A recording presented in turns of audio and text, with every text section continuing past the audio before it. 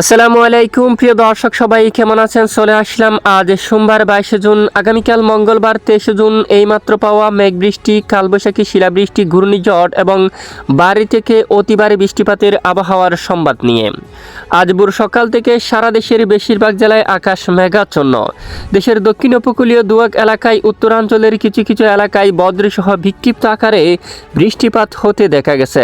এছাড়া সারা দেশের বেশিরভাগ এলাকায় আকাশ একদম মেঘলা রয়েছে। আগামী 24 থেকে 48 ঘন্টার মধ্যে ফের বাংলার দক্ষিণ উপকূলীয় বেশ কিছু জেলার উপর ধেয়ে আসছে আবারও মাঝারি থেকে ভারী বৃষ্টি।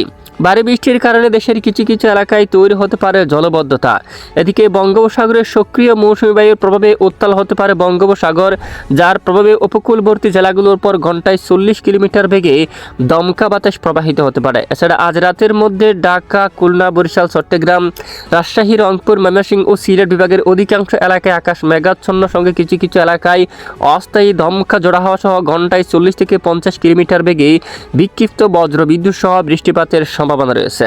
প্রিয় দর্শক, আজ এবং আগামীকাল আগামী এক সপ্তাহ পর্যন্ত কেমন থাকতে চলছে দুই বাংলার আবহাওয়া? দেশের উত্তরাঞ্চল সহ দক্ষিণাঞ্চল, ভারতের পশ্চিমবঙ্গ, উত্তরবঙ্গ, আসাম, ত্রিপুরা, মেঘালয়, মিজোরাম সহ সারা দেশের কোন কোন জেলাগুলোর উপর হতে পারে ভারী থেকে অতি ভারী বৃষ্টিপাত? আজ রাতে কোন কোন জেলায় আঘাত আনতে পারে কালবৈশাখী ঝড়, তা জানিয়ে দেব ভিডিওটির মাধ্যমে। জানতে হলে ভিডিওটি না টেনে শেষ পর্যন্ত দেখবেন। ভালো লাগলে লাইক করে চ্যানেলটি সাবস্ক্রাইব করে পাশের বেল বাটনে ক্লিক করে রাখবেন। আর ভিডিওটি আপনি কোন জেলা থেকে লাইভ দেখছেন অবশ্যই কমেন্ট করে জানিয়ে দিবেন। এই মুহূর্তে সরাসরি আমরা চলে আসলাম রাডার উপগ্রহ মেঘমালা স্যাটেলাইট ইমেজের উপর। এখানে দেখা যাচ্ছে বাংলার আকাশে প্রায় কিছুটা মেঘমালা রয়েছে। ঢাকায় হালকা মেঘ এবং কিছুটা রোদের দেখাও কিন্তু মিলছে। রাজশাহী, এখানে দেখুন রাজশাহীর দিকে আকাশ প্রায় পরিষ্কার দেখা যাচ্ছে বেশ কিছু অঞ্চলে। তবে উত্তরাঞ্চল, রংপুর বিভাগের অধিকাংশ এলাকায় কিছুটা মেঘ, কিছুটা রোদ এবং ময়মনসিংহ, সিলেট বিভাগের উপরেও হালকা আকাশ মেঘাচ্ছন্ন অবস্থায় আছে। খুলনা, বরিশাল এবং চট্টগ্রাম বিভাগের অধিকাংশ জেলায় আকাশ একদম মেঘাচ্ছন্ন অবস্থায় দেখা যাচ্ছে এবং এখানে বিশেষ করে বঙ্গোপসাগরে কিন্তু একেবারে ব্যাপক আকারে মেঘমালা তৈরি হচ্ছে এবং মাঝারি থেকে ভারী বৃষ্টিপাত কিন্তু বঙ্গোপসাগরে চলমান রয়েছে। গতকাল বেশ কিছু এলাকায় মাঝারি থেকে ভারী বৃষ্টিপাত হতে দেখা গেছে। আগামী 24 থেকে 48 ঘন্টায় উপকূলবর্তী জেলাগুলোর উপর নতুন করে আবারও বৃষ্টিপাত আসার সম্ভাবনা দেখা যাচ্ছে। বৃষ্টিবাহী মোড়ে আমরা চলে আসলাম।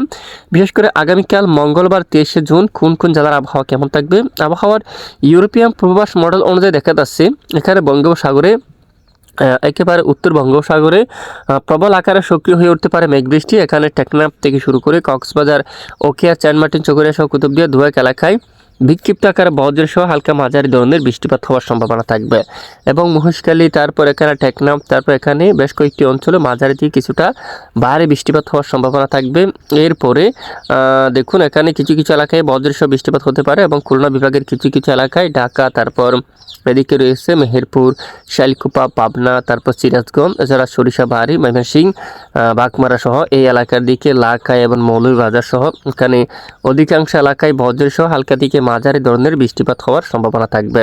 আর এদিকে চট্টগ্রাম, এদিকে দেখুন কিছু কিছু এলাকায় সন্দ্বীপ, হাতিয়া এই এলাকার দিকে বজ্রসহ হালকা থেকে মাঝারি ধরনের বৃষ্টিপাত হতে পারে এবং 24 তারিখ নাগাদ মায়ানমার সংলগ্ন উপকূলবর্তী জেলাগুলোর উপর এবং বিশেষ করে উত্তর বঙ্গোপসাগরে যেমনটা এই যে উপকূলবর্তী জেলাগুলোর উপর হালকা মাঝারি বৃষ্টিপাত হওয়ার সম্ভাবনা থাকবে এবং সাগরে মুষলধারে ভারী থেকে অতি ভারী বর্ষণ হওয়ার সম্ভাবনা দেখা যাচ্ছে। তো এই হচ্ছে বৃষ্টিপাতের আপডেট।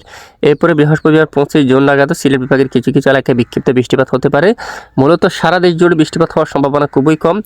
উত্তরাঞ্চলে শুক্রবার 26 জুনের মধ্যেও বজ্রসহ মাঝারি থেকে কিছুটা ভারী বৃষ্টিপাতের সম্ভাবনা দেখা যাচ্ছে।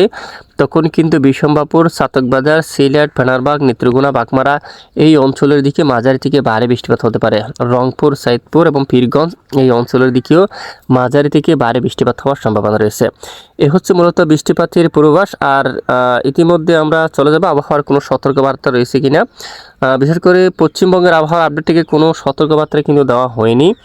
আর চরম পূর্বাভাস মোড়ে যদি আমরা একটু যাই, বিশেষ করে তাপমাত্রা কোথাও কিন্তু তীব্র ব্যবসা গরমের কোনো আশঙ্কা নেই। তবে দক্ষিণাঞ্চলে বৃষ্টিপাত নিয়ে কিন্তু সতর্কবার্তা দেওয়া হয়েছে। একেবারে টেকনাফ, কক্সবাজার, ওখিয়া, চানমার্টিন সহ বাংলাদেশের দক্ষিণ উপকূলীয় বেশ কিছু এলাকায় মাঝারি থেকে কিছুটা ভারী বৃষ্টিপাতের সম্ভাবনা কিন্তু দেওয়া হয়েছে। এরপরে বায়ুমোটে এখানে দেখা যাচ্ছে বিশেষ করে বঙ্গোপসাগর উত্তাল থাকতে পারে। বেশ কিছু স্থানে প্রায় দেখুন 50 কিলোমিটার বেগে দমকা বাতাস প্রবাহিত হতে পারে এবং উপকূলবর্তী জেলাগুলোর কিছু কিছু এলাকায় 25 থেকে 40 কিলোমিটার পর্যন্ত স্বাভাবিক আকারে বাতাস থাকতে পারে এবং এখানে অনেক এলাকায় প্রায় ঘন্টায় 40 কিলোমিটার বেগে দমকা বাতাস প্রবাহিত হওয়ার সম্ভাবনা থাকবে। তো দেখুন, এ হচ্ছে মূলত আজকের আবহাওয়ার বিস্তারিত আপডেট। এতক্ষণ আমাদের সাথে থাকার জন্য অসংখ্য ধন্যবাদ।